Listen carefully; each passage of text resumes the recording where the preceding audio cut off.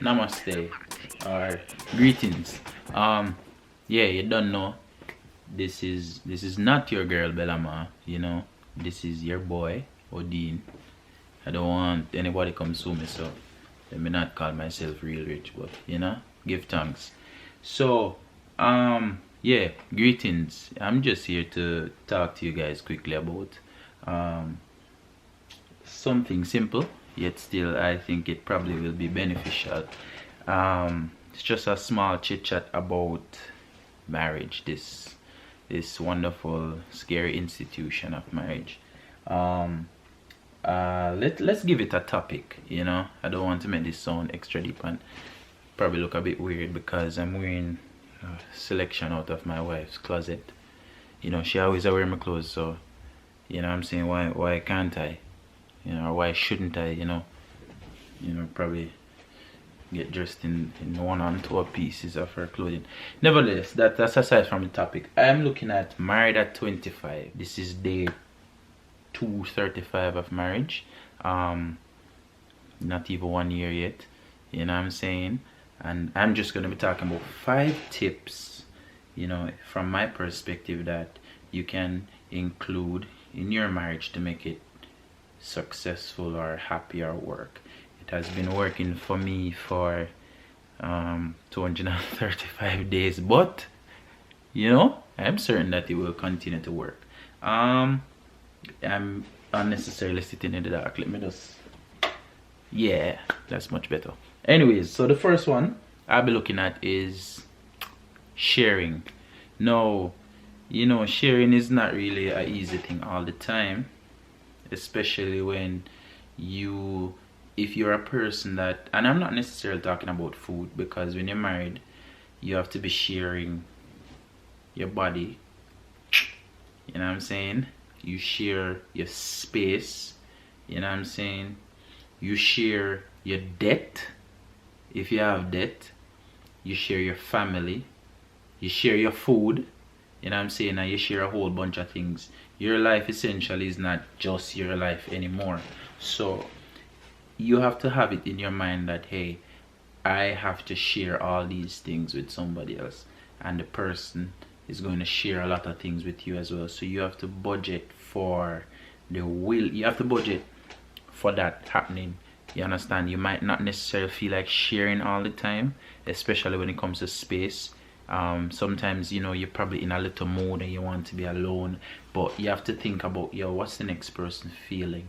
Is it that when I'm in a mood and I don't want to share my space, is it that she's in a mood and she probably wants to share in conversation, explain certain things, tell me what's going on in her mind, etc., etc.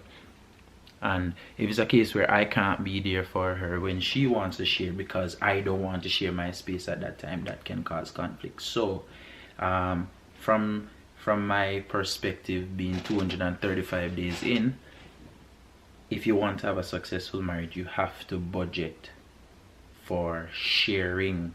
And I'm not just talking about food. I'm still I'm still working on that one, and I'm asking you guys out there to pray for me, because I find it difficult at times to share my food. You know what I'm saying? Especially when it's, yeah, you know what I'm saying? But I'm trying and I'm learning. I think for my wife Shanika, because we talk about this all the time, she's not struggling, but initially it was kind of weird for her to share her space. You know what I'm saying? She's very independent. So initially, and the type of person that I am, unfortunately I'm just kind of very a lot sometimes. Rather, we're still celebrating my beautiful wife, all right, she's not really, anyway. So initially she was finding it a bit overwhelming to share her space with me, but we've been working on it, you know what I'm saying? And yeah, next thing, listening. And yeah, I'm not lie to you, struggle with listening a lot. Probably Shanika listen more than I do, because I kind of like run off my mouth and talk. But listening is very important. It's important because there will always be something important to share especially when you're together. It might be distress, it might be good news, it might be something about family. And what normally happens, especially in my case, sometimes Shanika will be talking to me about some stuff, and sometimes I think I'm listening, but then like maybe a day or two pass and she's reminding me something, and it's like, yo bro, first time I hear it. And then I get this little look on my face, and then she get a little look on her face, and I'm like, yo Jano, I forgot to apologize, and you know.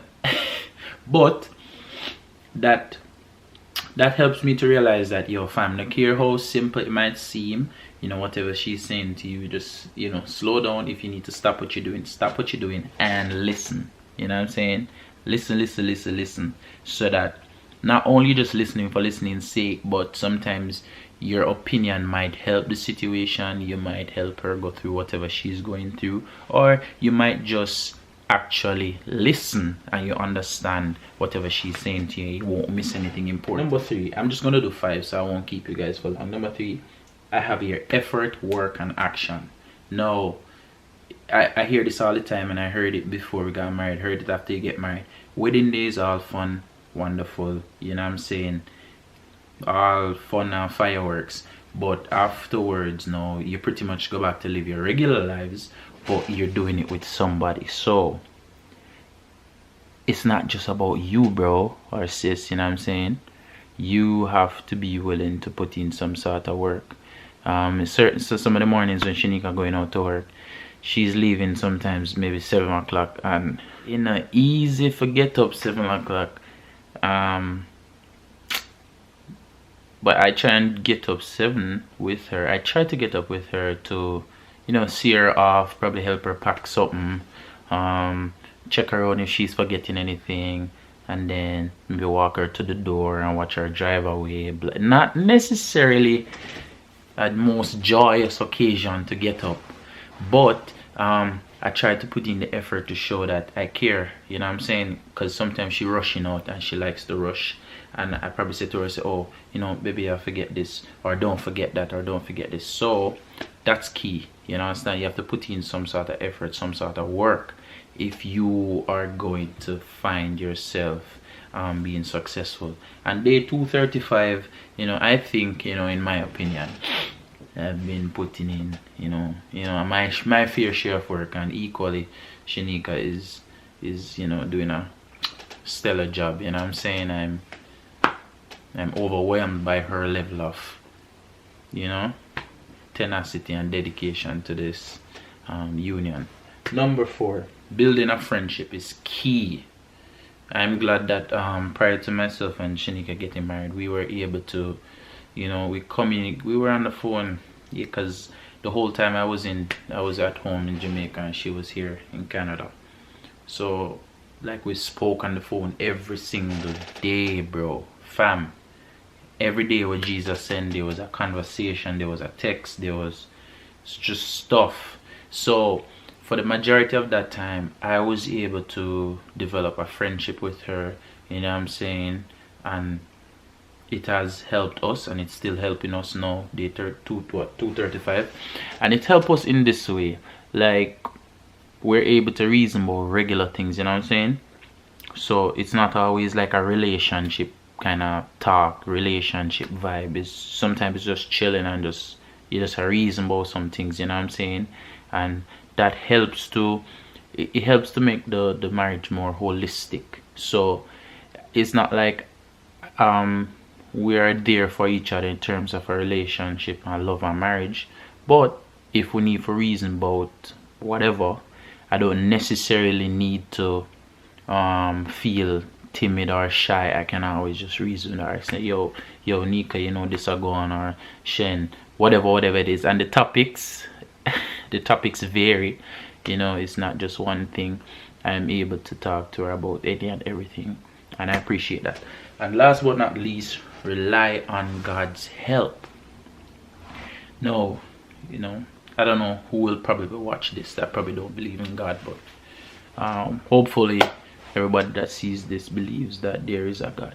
For me personally, relying on God means that, yo, I'm not able to do this whole marriage thing all by myself, because as I said before, there are several things that I'm going to need to do in terms of sharing, listening, putting in effort and work, and not every day you will feel like doing those things, and that's natural because what, you're human beings, I'm a human being, and you know, from time to time we just want to, let's say, chill and just do our own thing.